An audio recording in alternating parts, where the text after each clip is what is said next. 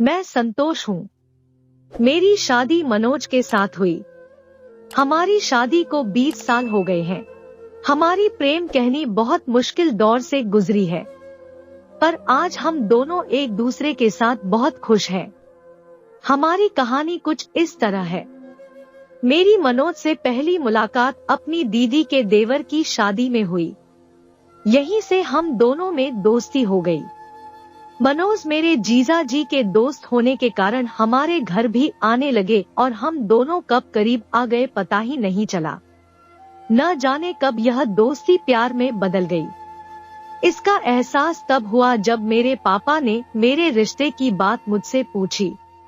तब मैंने कहा कि पापा मुझे मनोज पसंद है, लेकिन मेरे घर वालों ने कहा कि वह हमारी कास्ट का नहीं है और हम तेरी शादी उससे नहीं कर सकते।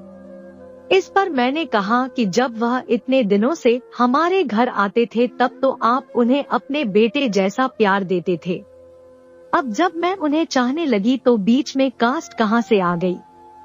मेरी मम्मी ने कहा कि उसे भूल जा, उससे तेरी शादी किसी भी कीमत पर नहीं हो सकती। लेकिन मेरे लिए इन 6 सालों के प्यार को भूल पाना मुश्किल ही नहीं नामुमकिन था। तब मैंने मनोज से बात की। उन्हें बताया कि मेरे मम्मी पापा मेरे लिए लड़का ढूंढ रहे हैं। अब हम क्या करें? तब मनोज ने मेरे जीजा जी राजन से बात की, जो कि उनके दोस्त भी थे। जीजाजी ने भी साफ कह दिया कि तुम्हारी शादी नहीं हो सकती। हाँ, लेकिन तुम दोनों कोर्ट मैरिज कर लो, बाद में घर वालों को मैं मना लूंगा। लेकिन तब भी मैंने ऐसा नहीं किया और 6 महीने तक घर वालों को मनाने समझाने की कोशिश करती रही। मैं चाहती थी कि वे हमारी शादी के लिए मान जाएं, पर मेरे घर वाले यह जानते हुए भी कि हम लायक हैं, कास्ट को लेकर अड़े रहे और शादी के लिए तैयार नहीं हुए। जब घर से शादी के लिए दबाव बढ़ने लगा और मुझे लड़का देखने आ गया तो मैंने और मनोज ने अपने जीजा राजन की सलाह मानकर शादी कर ली। शादी के बाद जब मैं अपने ससुराल गई तो उन्होंने भी हमें अपनाने से साफ इनकार कर दिया।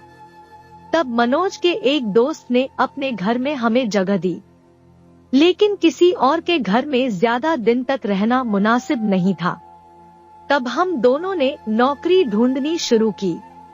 थोड़ी दिक्कतें तो आईं, लेकिन उसके बाद हमें नौकरी मिल गई। हमने किराए पर एक कमरा लिया। शुरुआती दिन हम दोनों ने बहुत मुश्किल में गुजारे। कई बार तो खाने के लिए पैसे भी नहीं होते थे, पर हम दोनों ने कभी एक दूसरे से कोई शिकायत नहीं की। हम सबको यह दिखाना चाहते थे कि हमारा प्यार सच्चा है और प्रेम विवाह भी कामयाब होते हैं। थोड़े समय बाद मुझे एक प्यारी सी बेटी हुई।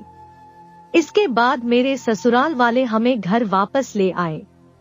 इस बीच हमारा फाइनेंशियल स्टेटस थोड़ा ठीक हुआ।